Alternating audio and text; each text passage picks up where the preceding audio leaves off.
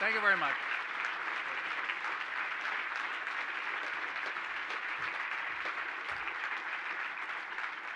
Hey, Julia.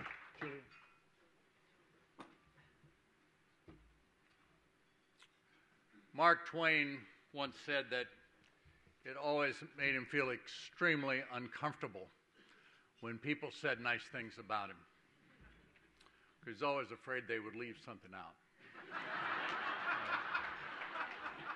I do not think Mark Twain would have any complaint tonight.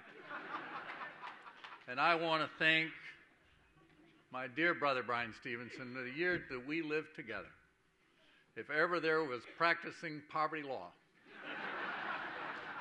in every sense of the word, and we were basically together 24 hours a day. We talked about everything there was to talk about. We get to know each other as well as you could ever get to know anybody else.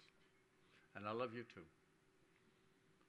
And one of the things we've offered our clients has been unconditional love. You know, I was talking to Jimmy Horton the other day. Jimmy Horton was on death row, and I went down in 1982, and we just couldn't do it. We just couldn't do his case, and I asked Andrew Lips, if he could take Jimmy Horton's case. And he came down and he helped us, and we ended up finally winning that case in the 11th Circuit. I think it was the last opinion that Frank Johnson wrote. And not too long ago, a year ago, so I applied for parole for Jimmy Horton, and he's now in the community, and he and I talk and have dinner from time to time and talk on the phone, and every time, Jimmy Horton's a great big guy, and he works construction, and he works overtime. And every time he says, I love you, man. I love you, man. I love you, man. And I just thank you so much, Brian and Sia and Bobby Scott. It's made me feel so welcome. I don't feel welcome a lot of places I go, but I felt welcome. I feel welcome when I come to the committee, when Bobby Scott's chairing it. Penny White, the great justice of the Tennessee Supreme Court. What I had talked about in my article, Judges in the Politics of Death, happened to her, and I've always said, no matter what, the names justice or the words justice and white will always be associated with one another. And how about Gilda Daniels, one of our great lawyers, and great singers and great voices, and I can't thank you enough.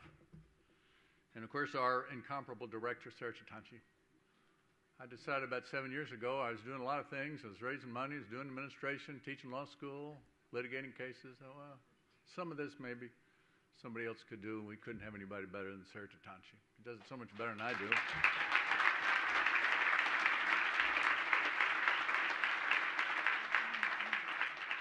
I want to acknowledge that Miss Anna Mae Buchanan is here tonight, because we don't ever have a dinner without acknowledging that she's here. And I'm honored by her presence and that of her daughter, Avis Buchanan, who's the head of the public defender. Let me just say a handful of things real quick and we'll go home. We celebrate this evening is the work of an extraordinary administrative staff, investigators, paralegals, and attorneys, students who've spent a week, a month, or a summer, or sometimes even a semester, a year or so at the Southern Center. The members of our board who have not only been involved in our governance and raising money, but in litigating our cases. I want to thank tonight for 30 years of leadership of our board, Charles Ogletree.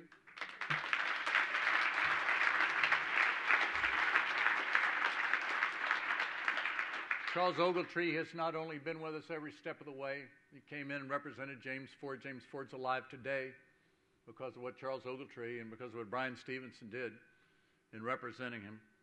I just cheered him on. I could name all the people on our board, all the lawyers, but I won't do that. I could also talk about other lawyers in our community, Emmett Bondurant and Wilson DuBose, two great lawyers in Atlanta who are here tonight who fought with us for indigent defense. All the people and lawyers and law firms that have worked with us over the years, from large law firms in Atlanta, New York, and Washington, D.C., to single practitioners or little small law firms in places like Blackshear, Georgia, or somewhere in Alabama or Mississippi or wherever it might have been. And we've gained from working with them and vice versa. And just recently, the most recent example of this, and at any time I could give you a different one, but the most recent was the Samuel Gamble, a case that the Southern Center lawyers got reversed, a death penalty case, and recently a team of our lawyers and our friends from the ACLU and David DeBruin and people at Jenner and Block, and this was a case that was going to be retried. This was a case that the death penalty prosecutor in the Alabama Attorney General's office was going to prosecute. There wasn't going to be any plea offer in this case. This case was going to go to trial. We were going to put Samuel Gamble back on death row. But because of, and I won't go into the story, but I'll just say because of the remarkable work that everybody did. Last month that case was resolved, and Samuel Gamble will die in God's time, not in Alabama's time, as a result of that work.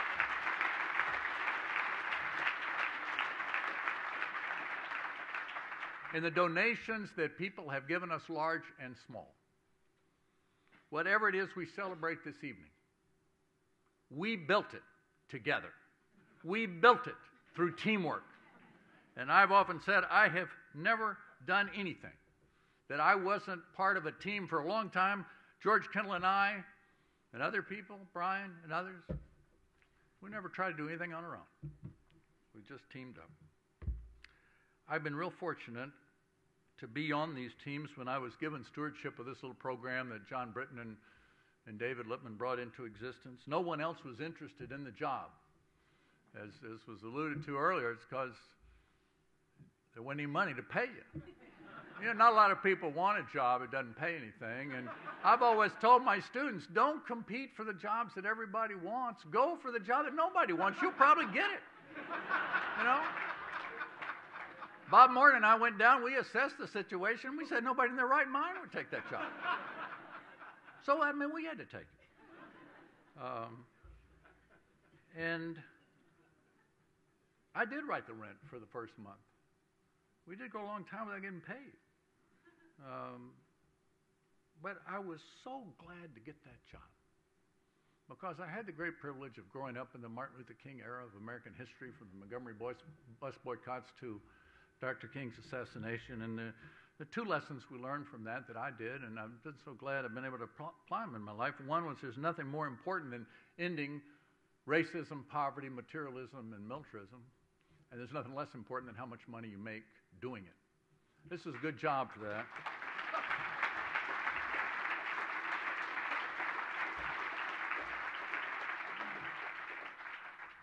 I've been lucky in another regard. I just want to mention quickly, I grew up on a little farm in central Kentucky, Danville, Kentucky. Beautiful rolling hills.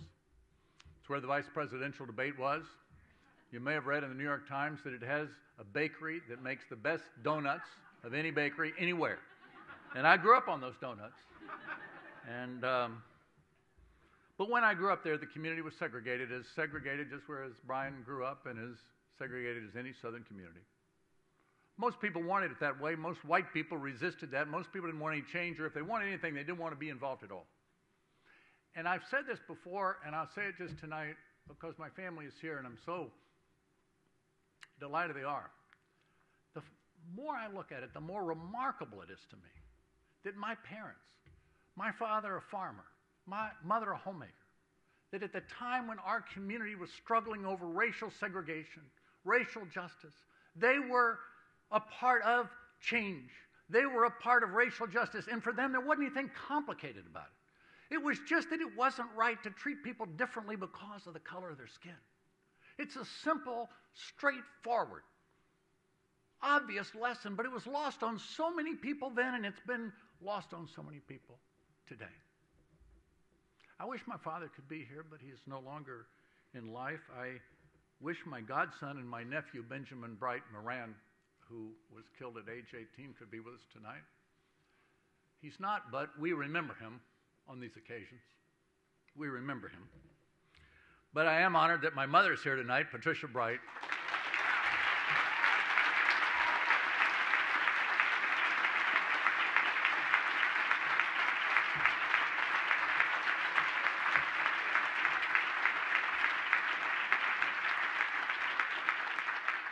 My sister, Benjamin's mother, and her husband, Dan Moran.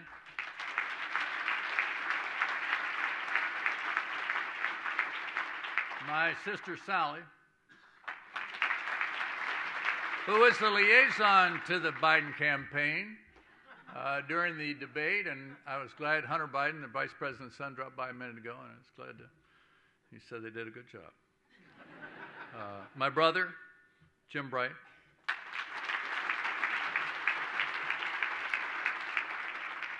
and my three favorite nieces, Julia, Sarah, and Trish, are all here tonight.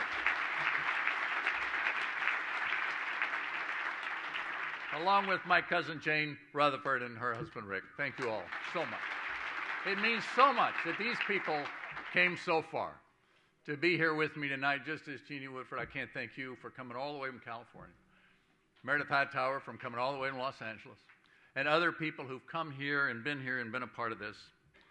I just want to say this too real quickly. I was very fortunate to benefit from the land-grant universities. I got a great education at the University of Kentucky and the University of Kentucky Law School.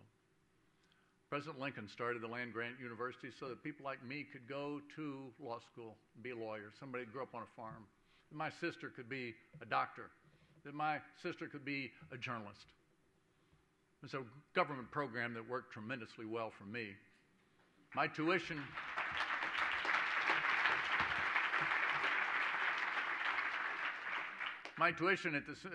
in law school is $250 a semester. I'm honored that Dean Brennan, the Dean of the UK Law School, is here with us tonight. And I will just say this. When I started, I had the example of my first boss. John Rosenberg had been in the voting rights section of the Department of Justice. He had gone to the South to try to end the poll tax and to end literacy tests so that black people could vote. And the people in Mississippi and Alabama and other states that he worked in had fought a civil war to keep that from happening. But John Rosenberg went down there with John Doerr and other people and got voting rights for people in the South. And then this gifted man who could have done anything went to the coal fields of Appalachia and set up a legal services program. And that's what we did in Atlanta, Bob and I, when we went down. We set up a program where we said if good people, people of goodwill, want to come together and want to help people with the death penalty, help people that are in prison, help people that are in debtor's prison, whatever, all these issues that we deal with. If you want to come and work together and not make any money doing it, but do it because it's worth doing, as Brian talked about. This is a place you can come and do that work. And it's a very self-selecting group because it didn't pay anything. And yet we got the most remarkable, the most brilliant, the most dedicated people in every position that we have. We've had people who've come to us as interns and then come back as investigators and then come back as lawyers. We have two people like that on staff, and I'm delighted to announce tonight that Crystal Redd, who many of you know because she was at the Public Defender Service and then she was at our office as an investigator for many years. Then she was taught third grade in Atlanta for 7 years. She's about to graduate to presidential scholar at Harvard Law School, and she's coming back. Coming back next time.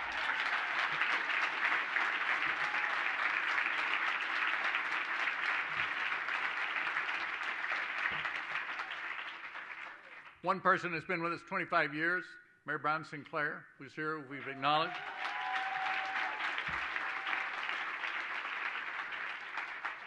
Just one other person I'll mention who's been one of the great gifts of my life when she came 20 years ago as an administrative assistant and then became our office manager and now our finance manager, Julia Robinson Hicks.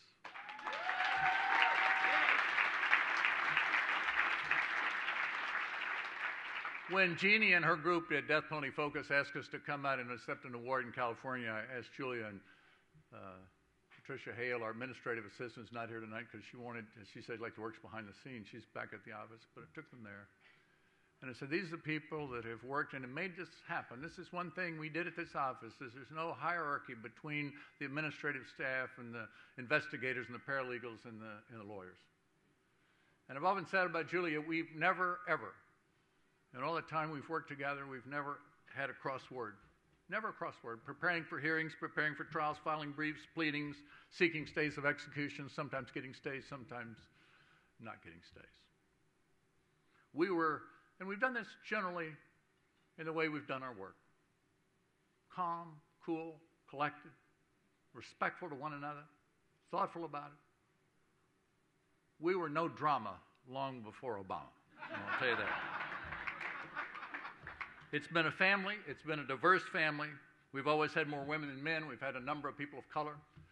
Gilda Daniels was one, and many others. Carl Friend, who joined us in 1983, I saw here tonight. We have 3 African-American women on staff now, and it's been a marvelous group of people. I want to just finally say, Charlotte Norby, who came to the Prettyman program, Johnny's program, as a lawyer in 1989 after 2 summers as a student with us when she was at NYU. A brilliant career in the law was cut short by an aneurysm in 1995 when aneurysm exploded in her brain. But even with that injury, even with the grand mal seizures that she had at any unpredictable time after that, she got on an airplane all by herself and flew to Little Rock, Arkansas, and argued William Francis Bowen's case in the Arkansas Supreme Court.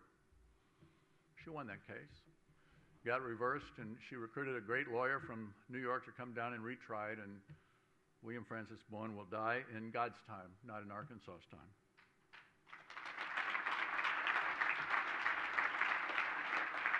Ultimately, she turned to other things, to quilting, to the Humane Society, to working with prisoners, and teaching dogs and training them. Good for the prisoners, good for the dogs, good for the people that have those animals as their companions. And for 23 years has provided the support and love that has sustained me as my partner in this struggle. And I'm immensely grateful.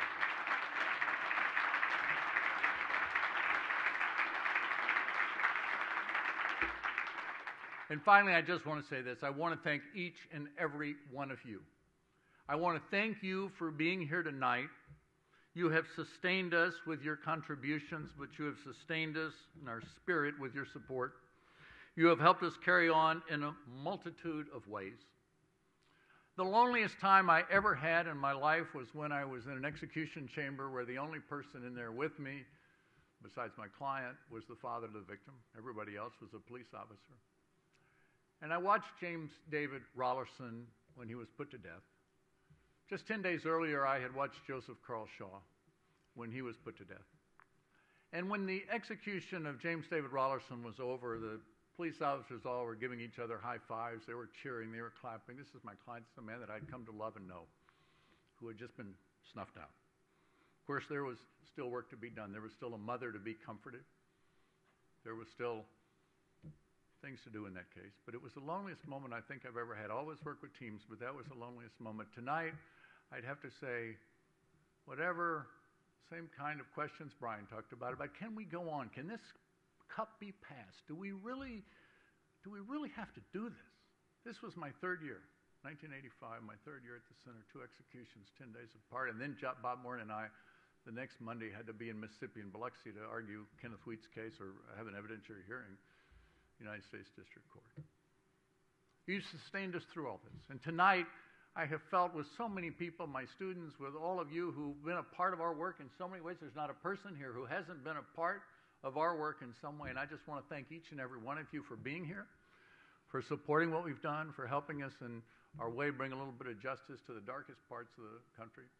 I look forward to the next 30 years. And the good Lord willing, the creek don't rise. I'll see you in 30 more years, all right? Thanks.